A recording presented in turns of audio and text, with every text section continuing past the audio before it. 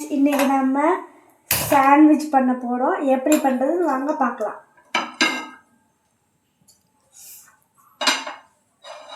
Chapati sandwich பண்ணுவோம்.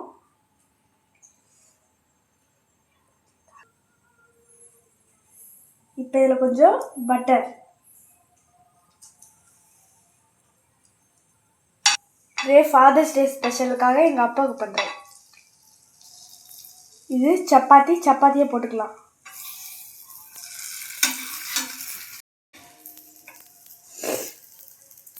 இப்போ சப்பாத்தி நல்லா வேகட்டும்.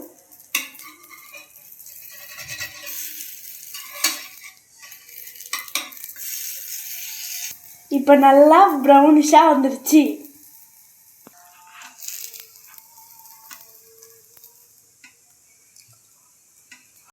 ரெண்டு பக்கமும் நல்லா ப்ரௌனிஷாக வரணும். இப்போ ஒரு சப்பாத்தி ரெடி. இப்போ இதோடு தனி பிளேட்டில் வச்சுக்கலாம்.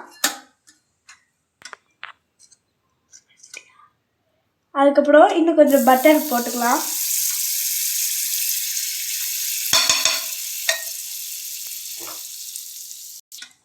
ஃபஸ்ட்டு கொஞ்சமாக ஆனியன், நிறைய இருக்குப்பா, நல்லா வதக்கி விட்டுக்கோங்க.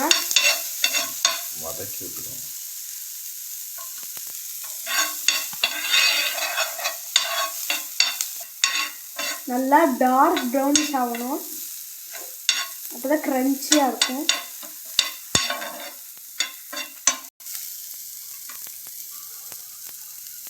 கொஞ்சம் பட்டர் சேர்த்துக்கலாம், எனக்கு கொஞ்சம் கம்மியாக இருக்குது. இதை இன்னும் கொஞ்சம் தனியாக எடுத்து வச்சுக்கலாம். அதுக்கப்புறம் இன்னும் கொஞ்சம் பட்டர் போட்டு மிச்ச ஆனியனில் ஃப்ரை பண்ணிக்கலாம்.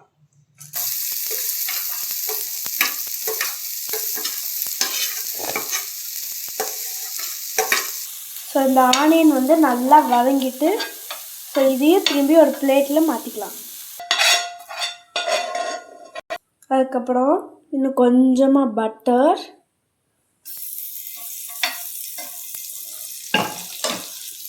அதுக்கப்புறம் கொஞ்சமாக தக்காளி நான் எடுத்துருக்கேன். உங்களுக்கு தக்காளி இன்னும் கொஞ்சம் என்ன நிறைய எடுத்துக்கோங்க.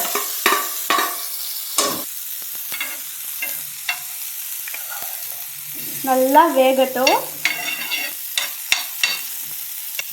ஸோ இப்போ நல்லா வதங்கிட்டு இப்போ எடுத்து வச்சிடலாம். இப்போ இன்னும் கொஞ்சம் பட்டர் சேர்த்துக்கிட்டு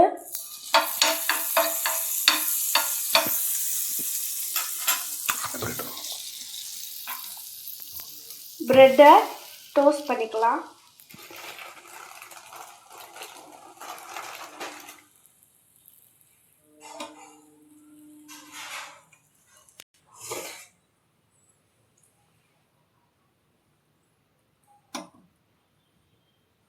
பட்டர் சேர்த்துக்கலாம். இதை நல்லா திருப்பி போட்டு நல்லா டோஸ்ட் ஆகிற வரைக்கும் வெயிட் பண்ணுங்க.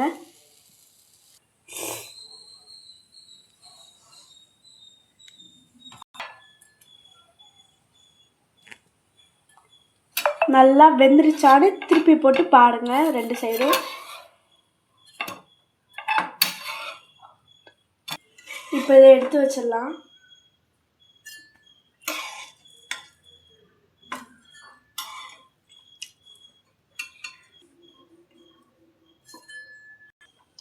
இப்போ இதில் கொஞ்சம் சாஸ் ஊற்றிக்கலாம், ஸ்ப்ரெட் பண்ணிக்கலாம்.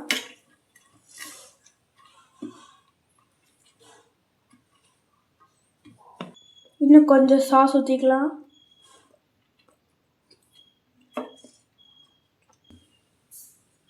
ப்ரெட்லேயும் சாஸ் தடவிக்கலாம்.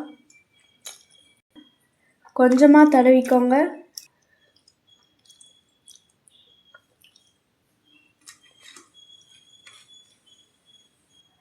அடுத்து நம்ம ஸ்டஃபிங் வச்சிடலாம். ஒரு சைடு மட்டும் ப்ரெட்டில் சாஸ் வைங்க.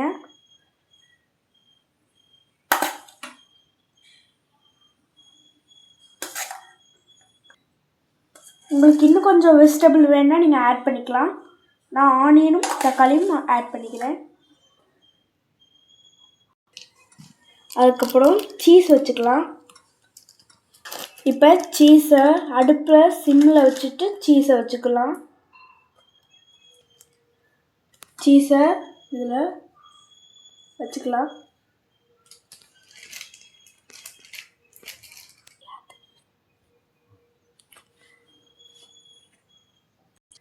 சீஸ் நல்லா உடுக்கட்டும். சீஸ் உடுக்கினோடனே ப்ரெட் வச்சுக்கலாம். இப்போ சீஸ் நல்லா உடுக்கிட்டு மேலே இதை வச்சிடலாம்.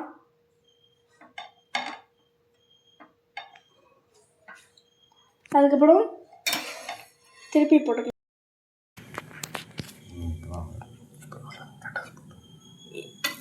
ரெண்டாவது ப்ரெட்டை நான் டோஸ்ட் பண்ணி எடுத்துக்கிட்டேன். இப்போ மேலே உள்ள லேயரை வச்சிடலாம். அடுத்து திருப்பி போட்டுக்கலாம். நல்லா டோஸ்ட் ஆகிட்டு ஆனால் லைட்டாக தீஞ்ச மாதிரி இருக்குது. நீங்கள் அந்த மாதிரி விட்றாதீங்க. அடுத்து கட் பண்ணிடலாம்.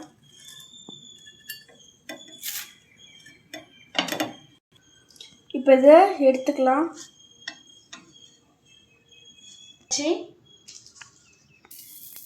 அடுத்து சப்பாத்தியை போட்டுக்கலாம். சைஸாக சீஸ் வச்சுக்கிறேன். இது நல்லா உடுக்கட்டும்.